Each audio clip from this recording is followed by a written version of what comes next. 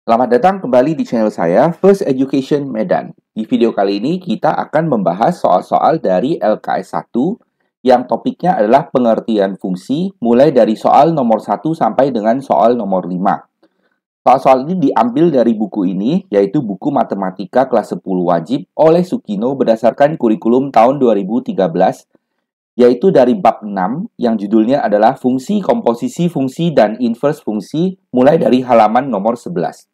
Oke, kita mulai. Nah, pertama-tama kita harus tahu terlebih dahulu apa itu fungsi, ya. Pengertian dari fungsi adalah sesuatu yang dipanah, yaitu panah dari kiri ke kanan, yaitu anggota dari A dipanahkan dengan ke anggota yang B, oke, di mana panahnya itu ada syarat yaitu sebelah kiri tidak boleh bolong dan sebelah kiri tidak boleh bercabang dua. Jadi contohnya seperti ini. Jadi dari misalnya di sini ada A, di sini ada A, dipanahkan ke sini, kemudian ada B, dipanahkan ke sini lagi. Nah, perhatikan sebelah kiri ini, yaitu A, disebut sebagai domain atau daerah asal. Kemudian sebelah kanan adalah kodomain, ya, disebut nama lainnya adalah daerah kawan. Oke. Nah, sedangkan bagian dari B, yaitu kita sebutkan sebagai C di sini, yaitu bagian yang benar-benar kena panah, ya. Nah, itu disebut sebagai range atau daerah hasil.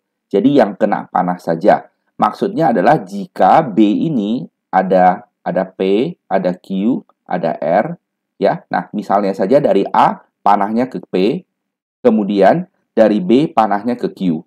Maka artinya P dan Q ini termasuk ke range-nya, yaitu C. Sedangkan R itu tidak termasuk ke range.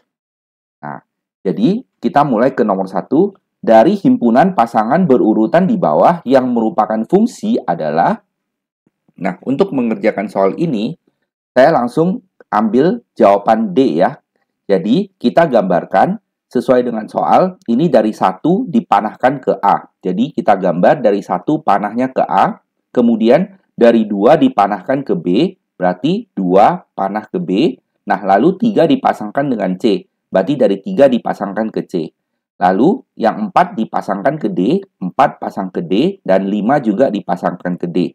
Nah, jadi kalau kita lihat gambar panah ini, syarat fungsinya terpenuhi ya, yaitu bahwa sebelah kiri tidak boleh bolong, sebelah kiri semuanya ada pasangannya, kemudian sebelah kiri tidak boleh bercabang dua. Oke? Nah, contoh yang sebelah kiri bercabang dua itu misalnya kita ambil contoh yang A ya. Nah, jadi kalau yang A itu kita buat gambarnya, berarti kan ini dari 1 dipasangkan ke A. Nah, 1 panahnya ke A. Nah, kemudian ini 2 dipasangkan ke B. Berarti 2 panah ke B.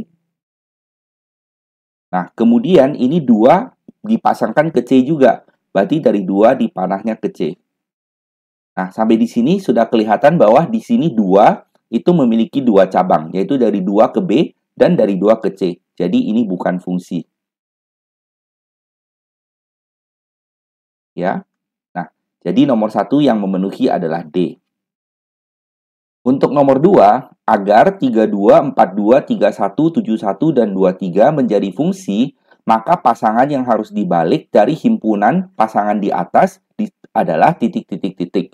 Nah, jadi untuk menjawab soal ini, pertama-tama kita gambar terlebih dahulu pasangan berikut ini. Jadi kita panah dari 3 ke 2, sesuai dengan ini ya, dari 3 kita pasang ke 2. Lalu 4 dipasangkan ke 2, ini 4 panahnya ke 2. 3 juga dipasangkan ke 1, 3 ke 1, kemudian 7 dipasangkan ke 1, ini. Nah, dan terakhir 2 dipasangkan ke 3. Nah, dari gambar ini kelihatan bahwa angka 3 ini memiliki 2 cabang ya, yang ini dan yang ini. Nah, ini sudah melawan syarat dari fungsi karena kiri tidak boleh bercabang 2. Jadi, antara 32 dan 31 ini, salah satu harus dibalik. Oke? Nah, jadi kalau kita misalnya pilih 32, kita balikkan menjadi 23. Nah, sudah ada di sini. Jadi tidak cocok ya. Nah, yang seharusnya dibalik adalah 31. Jadi jawabannya adalah C. Oke. Nah, kalau kita balik, maka gambarnya menjadi apa? Nah, yang 32-nya tetap, 42-nya tetap, 71-nya tetap dan 23-nya tetap. Nah, tapi yang 31 ini kalau dibalikkan berarti menjadi 13. Nah, berarti kita tambahkan 1 dipanahkan ke 3, dan kita lihat sebelah kiri tidak ada yang bolong, dan sebelah kiri tidak ada yang cabang 2, sehingga ini adalah fungsi. Oke, nah kita lanjut ke soal nomor 3. Diketahui f(x) didefinisikan sebagai 3x kuadrat ditambah 4, lalu gx didefinisikan sebagai 2, lalu h adalah pasangan 11, 21, dan 31. Ditanya berikut itu yang merupakan fungsi adalah titik-titik-titik. Nah, pertama-tama kita harus tahu bahwa penulisan berbentuk fx titik-titik dan gx titik-titik itu pasti fungsi. Nah, khusus untuk yang ini disebut sebagai fungsi konstan. Itu nanti dijelaskan lebih lanjut di LKS berikutnya ya. Nah, untuk yang H, kita gambarkan 1 panah ke 1. Oke, nah lalu 2 dipanah ke 1 dan 3 dipanah ke 1, sehingga gambarnya ini. Nah, sesuai dengan penjelasan sebelumnya, kiri tidak boleh kosong dan kiri tidak boleh bercabang 2. Jadi H adalah fungsi. Sehingga semua ini adalah fungsi, jadi yang benar adalah E. Nah, kemudian untuk soal nomor 4, domain dan range dari fungsi gx didefinisikan sebagai akar 2x kurang 6 adalah titik-titik-titik. Nah, pengerjaannya itu, pertama-tama kita harus hafal persyaratan kalau ada fx yang bentuknya adalah akar, oke, nah di dalamnya kita sebut sebagai gx, maka syaratnya adalah yang di dalam akar itu harus lebih besar sama dengan 0. Ya, ini hafalannya, di dalam akar harus lebih besar sama dengan 0. Nah, jadi kita perhatikan soal kita, siapa yang di dalam akar? Yang di dalam akar adalah ini, 2x kurang 6. Jadi, syaratnya adalah 2x kurang 6 harus lebih besar sama dengan 0. Nah, ini tinggal disederhanakan aja ya, min 6-nya pindah ke kanan, lalu 2-nya dipindah ke kanan, berarti jadinya 6 bagi 2 jadinya 3. Nah, jadi domainnya adalah x lebih besar sama dengan 3. Nah, maka yang sesuai adalah ini, dan ini ya. Nah, jadi ini sudah pasti salah. Nah, untuk penentuan range, itu saya sarankan kita menggambar grafiknya. Oke? Nah, jadi tadi domainnya itu kan kita sudah tahu x harus lebih besar sama dengan 3. Artinya, kita ambil nilai x mulai dari 3, yaitu 3, 4, 5, 6, ya, sudah cukup. Nah, lalu kita masukkan 3-nya ke dalam gx. Ya, jadi ini menjadi 2 kali 3, yaitu 6 kurang 6, jadinya 0. 0 kalau di akar, hasilnya 0. Ya, jadi Y adalah nilai dari X yang dimasukkan. Oke, nah kemudian kita masukkan 4. 2 kali 4 itu 8 kurang 6, jadinya akar 2. Ya, jadi ini sudah kita jelaskan. Nah, lalu kita masukkan 5. 2 kali 5 adalah 10 kurang 6, jadinya 4. Di akar menjadi 2. Nah, kemudian yang 6. 2 kali 6, 12 kurang 6 menjadi akar 6 ya. Nah, jadi kita gambar grafiknya, kita gunakan titik yang pertama, 30.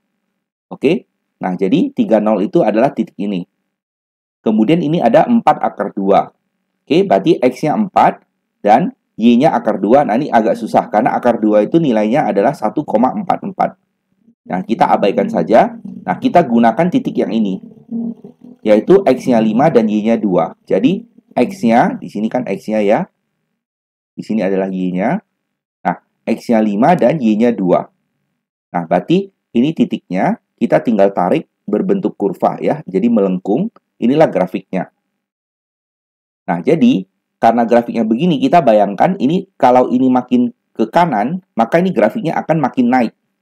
Nah, maka grafiknya itu kena mulai dari nilai 0, oke, mulai dari sini naik terus. Karena grafiknya ini juga akan naik terus.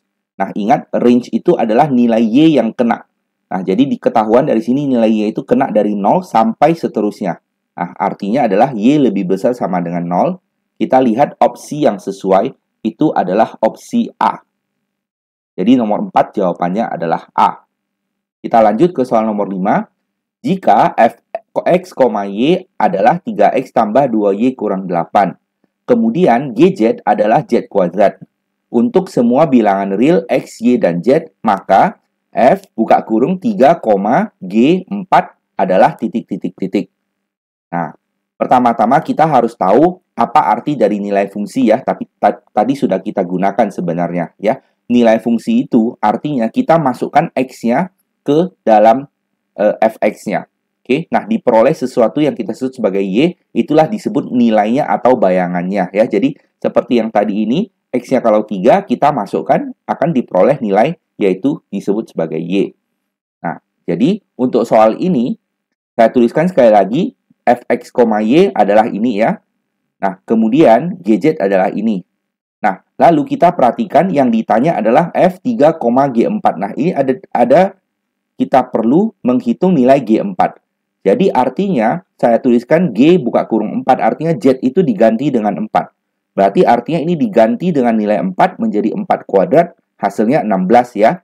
Nah, jadi yang ditanyakan F buka kurung 3, G4. Nah, G4-nya itu kita gunakan 16. Jadi kita masukkan saja 16.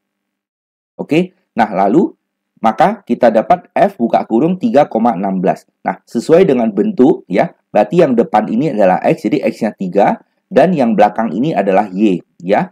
Nah, artinya kita lihat soal 3, masukkan X-nya 3, dan Y, kita masukkan Y-nya 16. Ya, tinggal disederhanakan, 3 kali 3 adalah 9, 2 kali 16 adalah 32. Nah, lalu kita tinggal jumlahkan dan kurangkan, diperoleh hasil akhir yaitu 33. Jadi jawabannya adalah B. Nah, demikianlah video pembahasan soal kali ini. Semoga penjelasannya dapat dimengerti. Kalau misalnya masih ada pertanyaan, tuliskan saja pertanyaan kamu di bagian komentar. Jangan lupa untuk like video ini dan subscribe channel ini supaya kamu tidak ketinggalan update video terbaru. Terima kasih banyak sudah menonton dan sampai jumpa di video berikutnya. Bye-bye.